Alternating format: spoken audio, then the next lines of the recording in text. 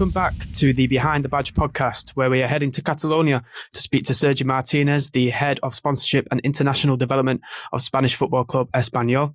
I'm Callum Williams, joined by my co-host George Harbour. How are you both doing today, gentlemen? We'll go to you, Sergi, since you're the guest today. Well, thank you, Callum. I'm doing really well. Obviously, we are going through a tough moment during the season because the team performance is not really well. But I'm pretty sure that with the beginning of the new year and with some new players that we're going to put on the squad this winter market, I think that we will achieve our goal by the end of the season. Yeah, that's great. And George, how are you doing today, mate? Yeah, I'm good, thanks. All good my end. Just glad to have Sergi here and looking forward to hearing from him. Yeah, likewise, mate. Likewise. Well, yeah, cheers. Thank you, Sergi, for taking the time to speak with us today. Just as a brief intro to the listeners out there, could you briefly explain how you got your start in the sports industry? Yes, I can. Actually, it comes because I was a really big football fan when I was a child. So I used to watch as much as I could with my brother. I didn't do the degree related to sport, but when I finished the degree, I just thought that I wanted to achieve my dream to work in the industry. So I went to live in England to improve my English. And when I came back, I did a master in sports management. And after that wasn't a good period in Spain because we were with a big economic crisis and there were not many opportunities. But just by trying, finally I got the opportunity to work for Media Pro, one of the biggest TV right holders and even organizers. So I joined the company back in 2016 and I was organizing some training camps and friendly matches for Spanish teams with a program called La Liga Global Network backed by La Liga. And I worked once with Espanyol. I got along with them pretty well. And 2 years after, I just joined the team. And how was that transition, Sergi, from kind of being agency side and then moving to a football club? Do you think that benefited you? Do you think that gave you more knowledge, connections? I think that it's tough in transition because many times the agencies, they don't put in the shoes on the clubs. And you think that, how is it possible the club is doing this? It doesn't make sense. And once you are in the club, you know a little bit better how it works and it explains why they do what they do. But I think that probably working for agencies is the best way to approach clubs and then join them because they know how you work. You know the key people from the club. So I was really lucky. I think that I worked hard to get my opportunity as well. But I don't know if I would have ever achieved my dream to join Espanyol if I would have been working for an agency first. Yeah, absolutely. I understand that completely. And I guess focusing on Espanyol, it's been a difficult season last season with relegation. Obviously, that comes with some big implications commercially. And I guess to kick us off, how has that impacted your role? How has that impacted the commercial operations at the club? What's changed for you between kind of being in that top division, then coming into that second division? What's been the impact? For sure. First of all, I would like to say that many people from outside they always think that working for a club is like a dream job. And it is a dream job, Sergi. It is a dream job. But, yeah, it is. But as you said, there are tough seasons, and your job depends too much on what happens on the pitch. And obviously you keep working, but it doesn't depend on you. When you are having a really bad season, work is. So as you were saying, and to answer your question, obviously the impact is huge. You have to do a lot of work to try to compensate the cut down of incomes. In most of the contracts, we didn't have it. Actually, it's our second relegation in 4 years. So we are pretty much a first division club, and we were not used to get relegations. The last time when we got relegated, it was like 35 years ago, but then 4 years ago, we got relegated first time after that. In most of the contracts, we didn't have that clause. But after that, now most of our contracts, mostly the sponsors, they ask us to include a clause like that. So they have the right to break the contract if you get relegated, or you have to renegotiate better conditions for them because obviously the fee is much more slower. So I think that the two biggest impacts that we have is one of them is that we lose many sponsors, and then you are not so attractive in the market to get new ones, and then the ones that they can come on board, probably they open the door for smaller sponsors because they cannot afford to be with a first division club.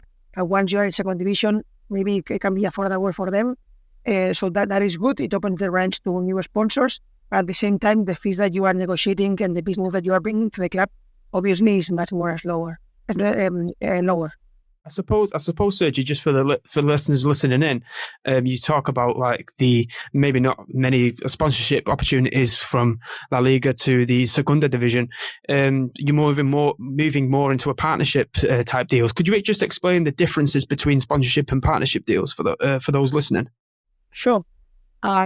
So just a little bit will be to explain a little bit more about the impact in First Division, Second Division. For example, I am in charge as well of the international area. And obviously in Second Division, like 95% of the partners, they are just national. Because the Second Division, the international league, you cannot virtualize the LEDs, or you cannot give exposure to your brands outside Spain. That's one thing. And the second is that the audiences and the matches are not play outside, are not watched outside. So the rights, normally the First Division is very international, the Second Division is mostly local. That's one thing. And obviously I think that you have to try to work harder to make your clients happy. So I think that not only because we were relegated, because I think that the commercial area and football has to move on little by little to that thing that normally we have been working on in the way that you are giving your sponsor anything, you are giving them like backdrops, you are giving them the shirt, and mostly you give them the return on the exposure that they are getting. So instead of being on the TV or paying to the newspaper to appear there, so you are giving them your assets, and you can count or give a value to the exposure that you are giving them. But I think that nowadays, with all the digital campaigns that the brand themselves can do, or using influencers, they can do this probably with a lower. So I think that the club, we have to reinvent ourselves, and we have to move a little bit from sponsorship to partnership in order to become another salesman for the brand. So I think that one of the things that football makes best is open doors and create a valuable network. So I think that when a brand partners with us, I think probably one of the best ways to fidelize them is to open your network and put your network to the disposal of the brand, so they can open up other channels to sell their products. And I guess that sponsorship is kind of transactional, and then partnerships are the value add, right? You're adding value to the relationship, to the partnership, and I guess that's the difference between the two. I think it would be a really good explanation. Yes. Yeah, definitely. And so also, Sergi, the stage front stadium in Espanyol, you've had a few opportunities for activations with Stagefront as the naming rights partner. You've also potentially maybe some more open events outside of football. Just talk to us about that relationship with Stagefront in terms of bringing in additional events to the stadium, and how that's helped grow the club outside of football, for instance. No, yet. First of all, I would like to thank them for giving us trust and support us despite that we got relegated. That's one thing. I think that we as a club, we were blessed that they arrived in a moment that despite we were going nowhere, we got relegated. I think that this partnership is key for the future of the team, and probably will be a very good example of future partners that other teams will do in order to maximize the potential at the clubs. So if you want to go a little bit more into the partnership, how we work, yeah. So they are an American technology company doing tickets there. They are mostly in sports, but they want to start operating in Europe as well. And here, because there are much more competitors in the dedicated area, they want to focus as well on events. So they partner with us to put the name in the stadium in order to bring events to our stadium. So now we are in a situation that that's what I say that we are blessed to have them on board, is that we are in second division. Obviously, as I said, the impact on sponsors is really big. Their audiences are lower. The ticketing, you sell less tickets. But the stadium is a really great stadium. I invite everyone to come and visit the stadium because it's incredible. And the stadium is very valuable, no matter you are in first division or in third division. So we have a really good stadium. That is the asset. And it's true that depending on the category you are, your calendar changes a little bit more. Normally in second division, there are no FIFA breaks, or the calendar is even a little bit longer and you don't have so bigger window in summer, but at least you have minimum 1 month of summer and you can make the most of the stadium.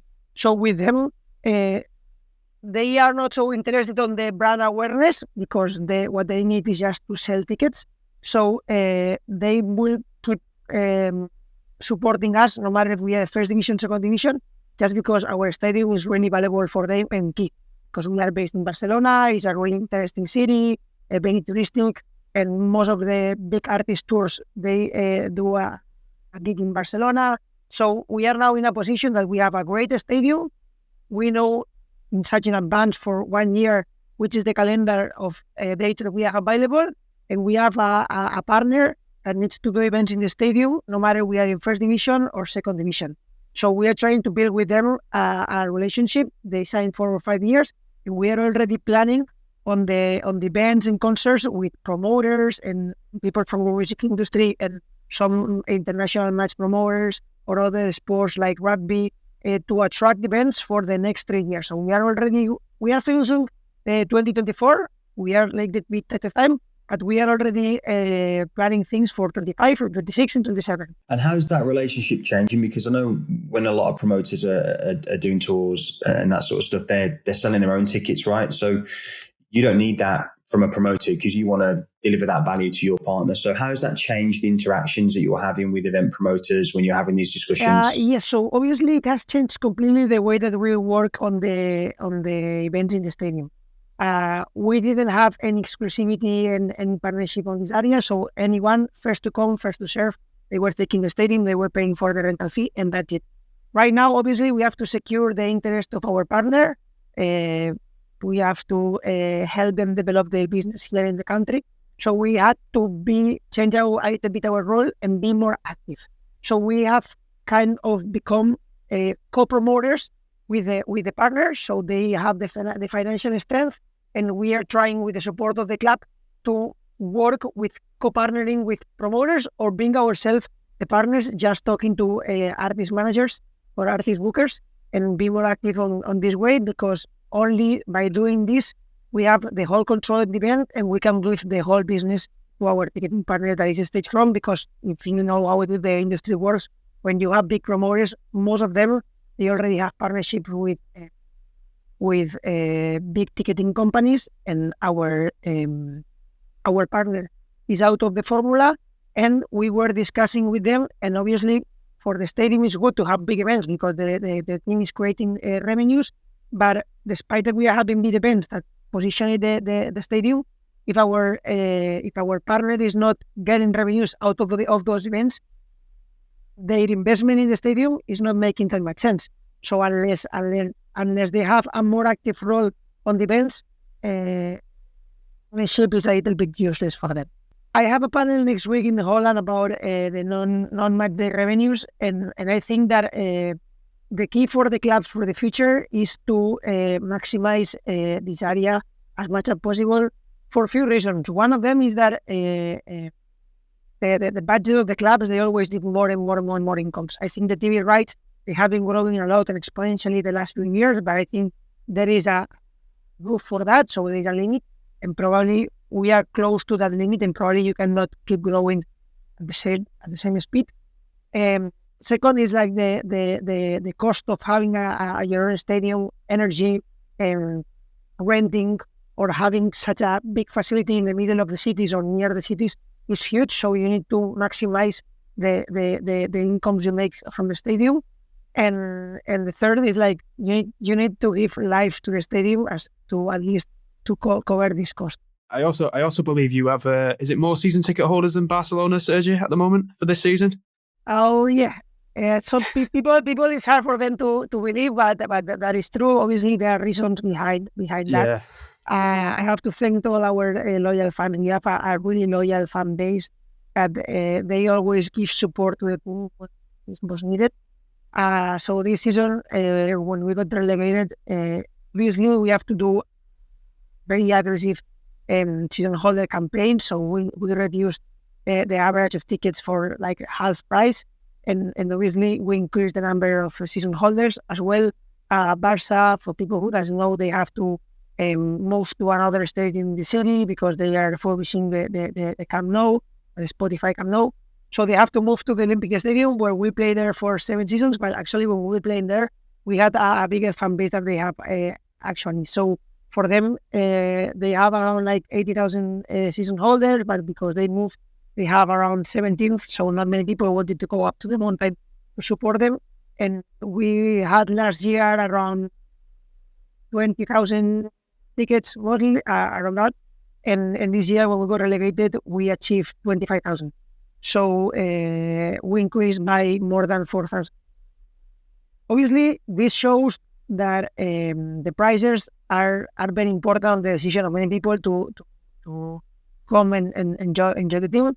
And that's one of the reasons that probably is better to put popular prices on the tickets and on the season holders and try to maximize the revenues in other incomes like the food and beverage or fan zones or merchandise. Make the people at the end of the day pay the same, but not in the ticketing, but with other expenses that they do around the stadium. Yeah, it makes absolute sense, Sergi. Like I said, when we were in Barcelona, we were walking around and seeing kind of that loyalty and that love for the club. Like I said, anyone wearing an Espanyol shirt, you'd see them high-fiving and giving a shout out to each other, which was fantastic. But moving on from kind of the loyalty of the fan base, let's talk about your other kind of main partner, Riviera Maya. A genuinely fascinating partnership from my perspective. I think it typifies what you were saying earlier on about a partnership, moving on from sponsorship to partnership models. And value add and delivery and all that sort of stuff. So you give us a bit of an overview of what you're doing with Riviera Maya. For those who don't know, it's a region in Mexico, and the tourism board for that region in Mexico. But could you give us a bit of a sense of what's going on there? Because it's fascinating. Sure. As you said, I think that it is one of the best examples to show how we move from sponsorship to partnership. So we started with them back in 2009. So it's been already 15 years operation. I think that nowadays in football, there are not many sponsors that they last so long in clubs. Back in time, there were many more brands that they were with clubs for so long. I remember, like, for example, Carlsberg with Liverpool that they've been almost all their life together, or we've been with Estrella Damm or CaixaBank now for longer than 20 years, but nowadays is a little bit more difficult as well because the companies, some of them, they don't last so long alive. So we were with them for 13 years only by being sponsors. Despite we got the relegation 3 years ago, they keep supporting us. We have like a personal relationship with the governor of that area.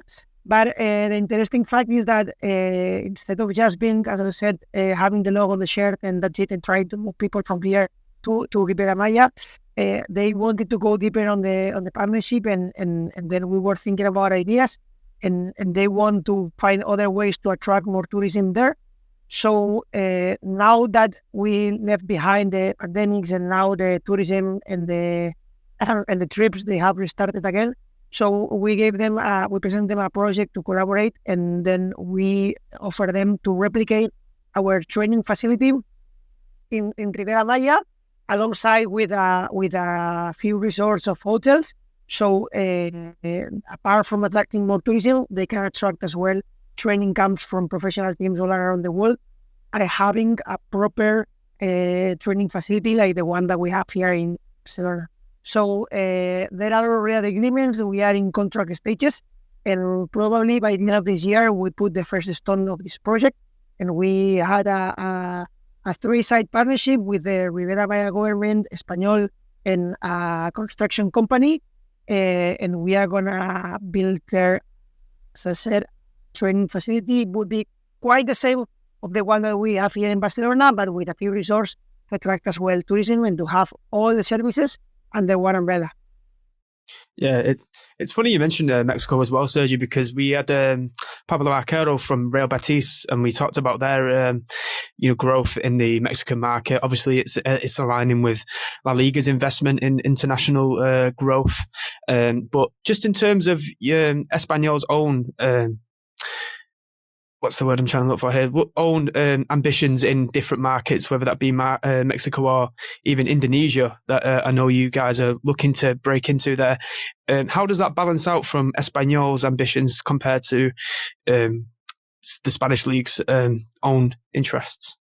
Obviously, as is for the leagues, internationalization is a key area for the clubs in order to grow as well, because normally you have done almost everything and you don't have so much range locally. So I think that if you want to keep growing internationally is one of the easiest way, despite for a small brand like us, we are not global brands like Barca, Madrid or Manchester. It's always not that easy. But I think it's key. And obviously you have to focus your efforts. You cannot be everywhere. So there are some markets that they are like probably more interesting because they have big passion for football. They have big population. Probably you don't have other teams that are working there so hard. So I think it's important to focus on those ones for the club as well, for La Liga and for Betis, I think, because they have as well Mexican players. Mexico is one of them. Mexico is a really good example to work because we had a Mexico coach, we have a few Mexican players in the past, and we had the one last year. And you notice very quickly results in the market. So, for example, last year when we bought in the window market Cesar Montes, that it was one of the top Mexican central backs. The first week we signed him, we had like 50,000 new followers only from Mexico.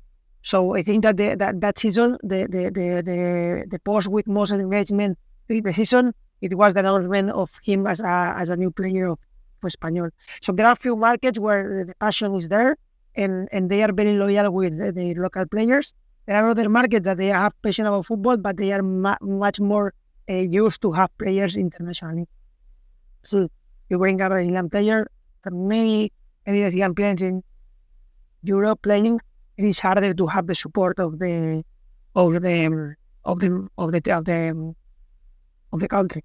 But the case of Mexico or Korea or China, so those are countries that they work very well. And there are others that they will work very well, but it's really, really, really difficult to find the right talent to bring to play in the. Like Indonesia, the one you mentioned, that is one of the key markets for the club as well. I guess speaking of the right talent, I guess going back a couple of seasons, you bought in Wu Li, linked to the ownership, Chinese ownership, linked to China, internationalization, focus on China. Wu Li came over. For those who don't know about Wu Li, he was easily the best Chinese player of kind of that era and that group of players. Talk us through the impact that had on the club, because on and off the pitch, because he scored some great goals, right? And he helped you get up the league and all the rest of it. And I'll let you talk about that. But what was the impact off the pitch? What was the movement on the needle there? Sure. I will give a few facts that can show how well this formula works. I think that for many teams, they have been trying this and it works like perfectly. For example, Son with the Korean market, having Son there, it has helped Tottenham to grow a lot in Korea. I remember back in time, Eibar, that now is with us in second division, that they had Inui, a Japanese player, and they even present the player Japan. The player moved to Betis, and Betis grow as well a lot in Japan. Now Real Sociedad with Kubo. I think that more of the teams will pursue the opportunity to find good players in markets. It's not easy because in one of these markets, football is not so developed, so there are not many players that they have talent enough to play in a top team. But back in time when we had Willie, obviously it helped that our owner was Chinese. He knew the player very well. Probably they have a personal agreement with him outside of the club because he was a very well-paid player in China. He was one of the top players there, and I think we couldn't afford to bring him, so they have to do something. Just the first week that he arrived, I remember that some key fact that we got there is like in 1 week we grow with more than 1 million followers only on Chinese social networks. So it was quite crazy. We were not having content for the market, so we were just replicating the content that we were having there. And then we have to change our strategy completely. We start working with a local agency to create content only for that market. I remember so other data that the first day that he made his debut with the team, we had 40 million spectators in China. So just for you to have an idea, one of the top matches of La Liga in China, it has an average audience of 1 million. So it was incredible. And the second year that he was with us, he scored the equalizer goal at the last minute against Barca. And just by 2 or 3 hours, that goal was watched by 500 million Chinese people there. So obviously this shows that the return on investment for brands that they partner just because you have a Chinese player is incredible. Obviously, if you have a Chinese player, you start attracting brands immediately. But in our case, we had a really good player and he had a big impact in the squad as well. So he was playing with us for 2.5 years. But the first year, he was playing almost every match. And actually, I remember that he scored the last match when we were qualified for Europa League. So we had like crazy followers there. We start selling more shirts all in China and in the rest of the world. And we were approached by really big teams that they wanted to play friendly matches with us there in China. No, you gave us some great insight there, Sergi. I mean, yeah, I think it's because maybe the Asian leagues aren't just as more high profile as the European leagues. So I think they tend to, if you get a Son Heung-min and even Okubo, you say plays for Sociedad now, I think they kind of latch onto those players, don't they? And really help drive the club in a sense as well. So yeah, you made some great points there. But just to wrap things up, Sergi, Espanyol currently fourth in the Segunda División at the moment, if I'm correct in saying that. I know. I believe I try to stay positive, and I think that the important is the last game week. So we have to be between the first last game week, and if we do so, I will be the happiest man on earth. Yeah. I know. We'll be rooting for Espanyol, and I mean, any predictions? Do you believe you'll be back in La Liga by next season? Any prediction? I will keep it for me. Yes, we'll predict it. We think you'll be back in La Liga no time. Fingers crossed. Fingers crossed. Yeah. Well, you've been a great guest, Sergi. Thank you for coming on the podcast today. Really appreciate it. And all the best for Espanyol for the rest of the season. It was a pleasure. Thanks for inviting me, and all the best for the future. I wait for you here in Barcelona. I hope to see you soon. Right. Have a lovely day. Thank you.